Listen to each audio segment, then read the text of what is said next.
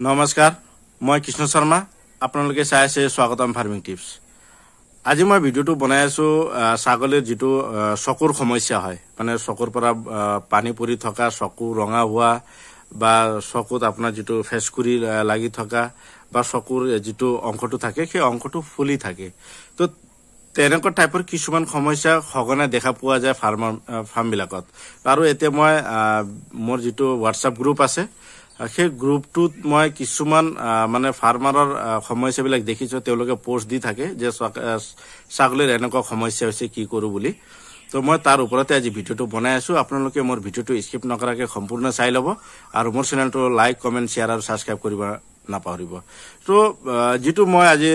চিকিৎসাটো আপোনাক কম যেটো ঘৰুৱা চিকিৎসা পদ্ধতি আমাৰ ঘৰতে দুইটা বস্তু আছে এটা হল তুলসী পাত আৰু এটা হল পিয়াজ তুলসী পাত কি কৰিব 10-15টা মান পাতটো লৈ লব সেই পাতটো আপুনি ভালকে পানীত ধুই লব আৰু পিয়াজ এটা কাটি পেলাই সৰু সৰু টুকুৰা কৰি আপুনি প্ৰথমতে পিহি লব সেইটো কি কৰিব অকমান চেপুতে যাতে তাৰ পৰা ৰসটো ওলাই পিয়াজ আৰু তুলসী পাত দুইটা একেলগে মোহাৰি পেলাই তাৰ পৰা মানে ধৰক 3-4 টোপাল মান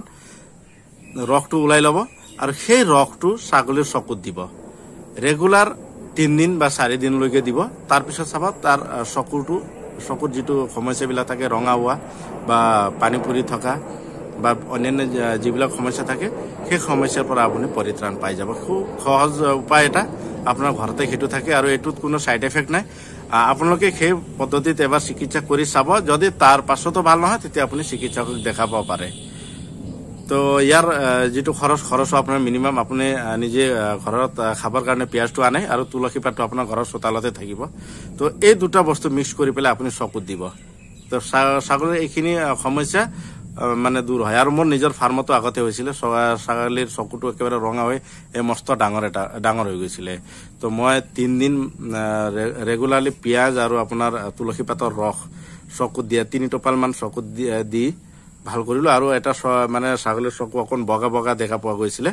আৰু চকুটো বন্ধ কৰি ৰাখি আছিল তো সেই ছাগলটোকো মই সেই একেই পদ্ধতিত চিকিৎসা কৰিলো সেইটোও ভাল হৈ গল তাৰ মানে এটো প্ৰমাণিত হয় মই আগে পিছে কৰিছো সেই কাৰণে মই আপোনাক এই ভিডিওৰ মাধ্যমেৰে আপোনালোকক মই এই চিকিৎসা পদ্ধতিটো কলো আৰু যদি আপোনালোকৰ তেনেকা হৈ আছে আপোনালোকে কৰক আৰু যদি ভাল হয় তেতিয়ালে আপোনালোকে ভিডিও এটা বনাই কিনে আপোনালোকে নিজে সেইখিনি কেনেকে কৰিছে কি কৰিছে আৰু কিমান দিন ভিতৰত ভাল হৈ গল সেই গোটেইখিনি কথা কৈ পেলাই মোক WhatsApp দি দিব মই ইউটিউবত আপোনাৰ ভিডিওটো শেয়াৰ কৰি দিম তো আৰু এটা ৰিকুৱেষ্ট আছে মই এতিয়া ৰেগুলাৰলি ভিডিও দি আছো ছাগলী পালনৰ ওপৰত আৰু বৰ্তমান ভিউজ বিলাক বহুত কম হৈ আছে তো এনেকাকে যদি ভিউজ আমাৰ কম হৈ থাকে তেতিয়ালে ভিডিও বনাবলৈ আমাক ইমান এটা মানে ভাল নালাগে তো আপোনালোকেও সহায় কৰক আপোনালোকেও যিমান পাৰে ফেসবুক WhatsApp গ্ৰুপ সেইবিলাকত শেয়াৰ কৰক আৰু আমি যদি এই ফিল্ডত থাকো তো আপোনালোকে নতুন নতুন চিকিৎসা পদ্ধতি বিলাক হল তাৰ পিছত ফাৰ্মিংৰ যিবিলাক সমস্যা থাকে সেইবিলাকৰ ওপৰত আপোনালোকে তেনেকা টাইপৰ সুবিধাটো আপোনালোকেও ল'ব পাৰিব আৰু আমিও উপকৃত হ'ম আৰু আপুনিও উপকৃত হ'ব তো দুইজনৰ লাভ আছে যদি আপোনালোকে মোৰ ভিডিওটো শেয়াৰ কৰে আৰু WhatsApp হওক ফেসবুক হওক আপোনালোকে শেয়াৰ কৰিলে আমাৰ ভিউজ বাঢ়িব আৰু ভিউজ বাঢ়িলে আমি কিছু টকা পাম ইউটিউবৰ পৰা যদি ভিউজ কমি থাকে তেতিয়ালে আমিও হয়তো বহুত দিনলৈকে ইউটিউব চলাই থাকিব নোৱাৰিম কিয়নো মানে জোৰ পৰা যেটো কাম কৰি কিনে কেতিয়াও টকাই পোৱা নাযায় সেইটো কাম কাওকে কৰিবলৈ মন নাযায় কিয়নো প্ৰত্যেকজন মানুহৰ ঘৰ চলিবৰ কাৰণে টকাৰ প্ৰয়োজন আৰু কিবা নহয় কিবা এটা কাম কৰিব লাগিব যদি আমি বেলেগ কামত ব্যস্ত হৈ যাবলগীয়া হয় হয়তো আপোনাৰ লোকৰ লগত যেটো এতিয়া ৰিলেশন এটা হৈছে তো সেই ৰিলেশনটো হয়তো মাজতে